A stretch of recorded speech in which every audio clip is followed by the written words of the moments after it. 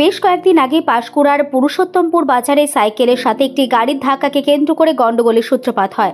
স্থানীয় ব্যবসায়ীদের উপর আক্রমণ করে মারধর করেছিল, এমনটাই ছিল তাদের অভিযোগ। সেই ঘটনা ও কার্ড ব্যাংকের নির্বাচন ঘিরে অশান্তির সৃষ্টি হয়েছিল। এই দুই ঘটনাকে কেন্দ্র করে পথে নামল বিজেপি। পাঁশকুড়ার পুরুষোত্তমপুর বাজারে একটি মিছিল হয়, তারপর পুরুষোত্তমপুর বাজারে একটি পথসভাও হয়। উপস্থিত ছিলেন ঘাটালের বিধায়ক শীতল কপাট, রাজ্য কমিটির সদস্য সিন্টু সেনাপতি, জেলা পরিষদের সদস্য Alok Dolui, convener Ranjan Maity, co convener Uttam Sena সহ একাধিক বিজেপি নেতৃত্ব কর্মী সমর্থকেরা।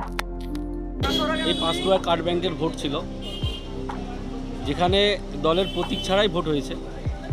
তো সেখানে আমরা দেখলাম যে তৃণমূল কিছু তার গুন্ডা বাহিনী নিয়েছে, সে লুঙ্গি বাহিনী হোক বা টুপিধারী হোক, জোর জবরদস্তি ভোট করানো হয়েছে। কারো স্লিপ নিয়ে নেওয়া হয়েছে, কাউকে ধমকানি দেখানো হয়েছে। তো বিগত দিনে এরকম নির্বাচনে আমরা সাধারণত সন্ত্রাস দেখি না। তো এই পাঁশকুড়ায় যে বিজেপি শক্তিশালী এবং বিধানসভাও যে এই পাঁশকুড়া জয়লাভ করেছে, সেটা আমরা তৃণমূলের গুন্ডা বাহিনী থেকে জানিয়ে দিতে চাই, বুঝিয়ে দিতে চাই।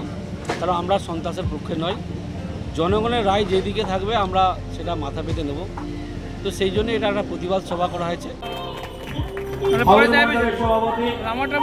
মাননীয় গোপাল মাঝিকে বরণ করে নিচ্ছেন মাননীয় স্বপন জানা মহাশয়, রাধাবল্লভ মন্ডলের